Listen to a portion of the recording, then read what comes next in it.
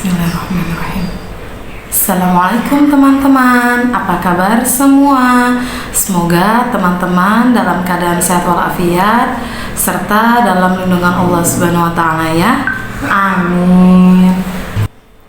Teman-teman kelas 2, pada pekan ini di Sentra Sains kita akan membahas tentang ekosistem Taman Hutan Raya atau yang biasa disingkat Tanhura, sawah, dan juga kebun binatang ya, atau yang biasa disingkat sebagai Bonbin ya teman-teman ya.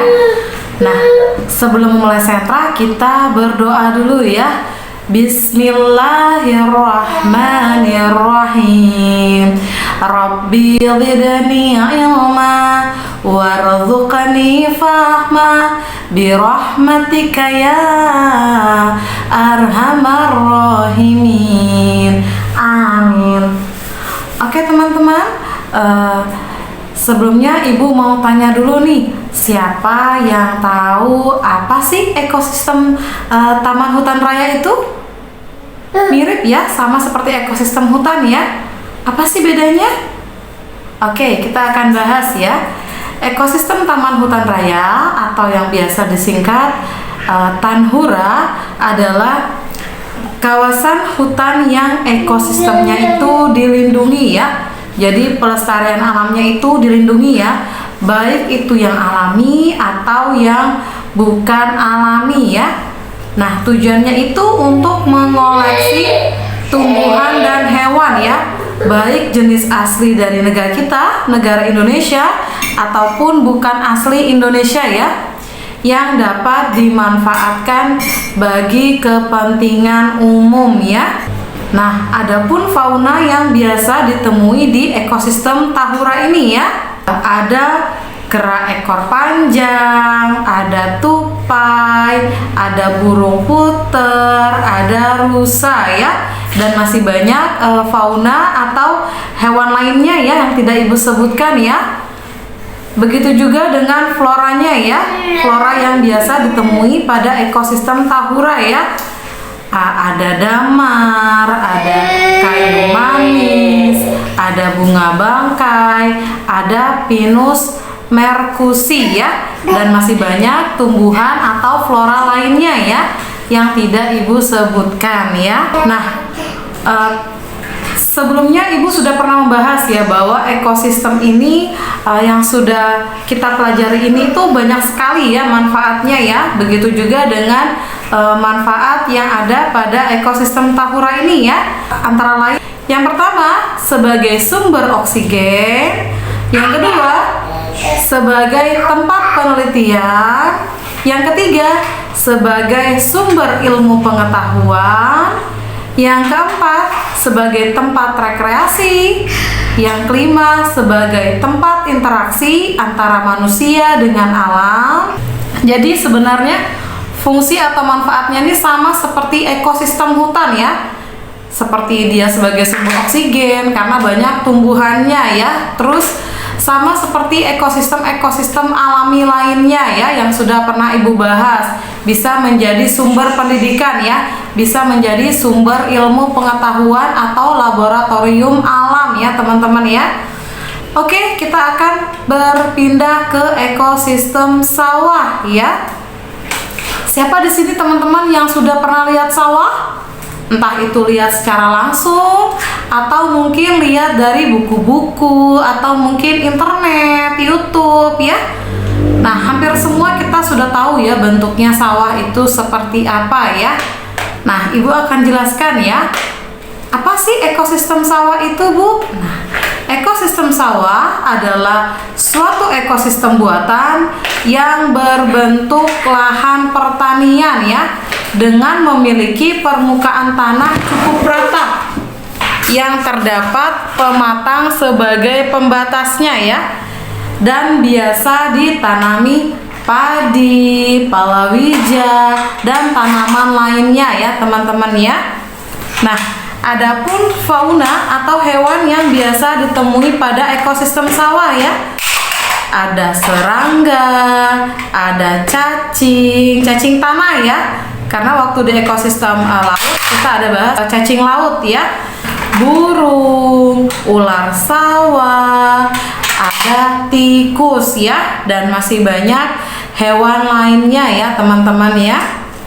Begitu juga dengan flora atau tumbuhannya ya, yang biasa kita temui di ekosistem sawah ya.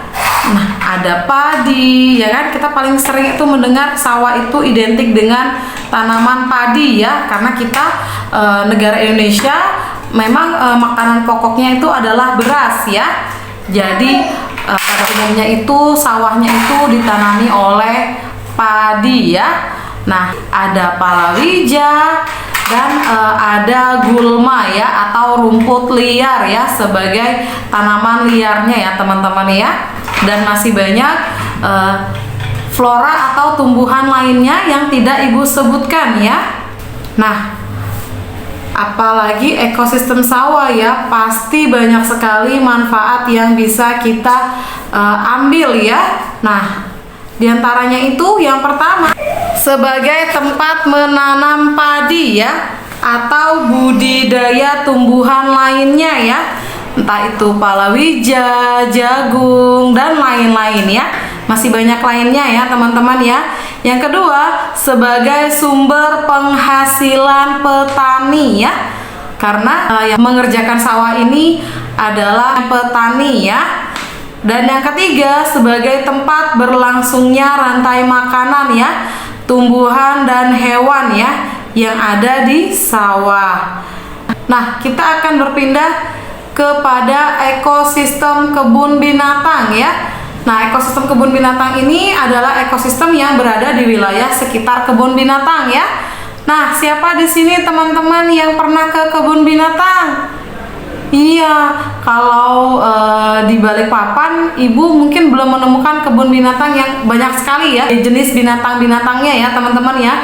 Tapi kalau di Pulau Jawa, misalnya kayak di Surabaya, karena ibu berasal dari Surabaya, itu ada kebun binatang yang besar ya. Atau mungkin yang pernah wisata ke Jatim Park seperti itu. Nah, itu kan dia ada kebun binatangnya ya teman-teman ya. Kita bisa melihat beraneka ragam hewan ya. Nah, adapun contoh-contoh kebun binatang yang ada di Indonesia ya. Yang pertama ada Batu Secret Zoo ya, yang berada di Malang ya. Yang kedua, Bali Safari Marine Park ya, yang berada di Bali. Dan yang terakhir adalah Kebun Binatang Ragunan ya, yang berada di Jakarta ya. Apa sih fungsi atau manfaat adanya kebun binatang itu? Yang pertama, sebagai tempat konservasi. Yang kedua, sebagai sarana pendidikan ya. Kita bisa mendapatkan banyak ilmunya ya di sana ya. Yang ketiga, sebagai sarana riset dan penelitian. Yang keempat, sebagai tempat rekreasi. Dan yang kelima, untuk meningkatkan perekonomian suatu daerah ya. Jadi kan kalau ada kebun bin ini banyak orang-orang yang juga mencari nafkah di sekitarnya ya. Entah itu berjualan minuman atau mungkin apa saja ya yang bisa dijual ya. Atau mungkin pernak-pernik tentang kebun binatang, mungkin boneka-boneka hewan atau lainnya ya teman-teman ya. Nah, ibu harap dari sini teman-teman sudah mulai memahami materi yang ibu berikan ya. Jika ada yang kurang jelas, nanti bisa ditanyakan kepada ibu pada saat recalling atau minta bantu pendampingnya di rumah atau orang tuanya untuk menghubungi ibu ya via WhatsApp ya. Nah, pesan ibu seperti biasanya, kita masih dalam masa pandemi ya, wabah virus corona ya teman-teman. Jaga kebersihan, jaga kesehatan ya, sering mencuci tangan, makan makanan yang bergizi, bermain dan berolahraganya di rumah saja ya. Dan teman-teman jika harus keluar rumah, pastikan menggunakan masker, face shield, dan membawa hand sanitizer ya. Dan jangan lupa untuk kita berdoa bersama-sama ya, agar wabah virus corona ini segera berakhir, kita bisa kembali ke kehidupan normal kita ya, bisa bersekolah lagi, ketemu dengan teman-teman semua ya, ketemu dengan bapak dan ibu guru ya. Oke teman-teman, ibu tutup dengan kafaratul majelis ya. Subhanakallahumma wa bihamdik, asyhadu alla ilaha illa anta, astaghfiruka wa atubu ilaih, walhamdulillahi rabbil alamin. Oke, sampai ketemu lagi di Sentra Sains berikutnya. Assalamualaikum warahmatullahi wabarakatuh.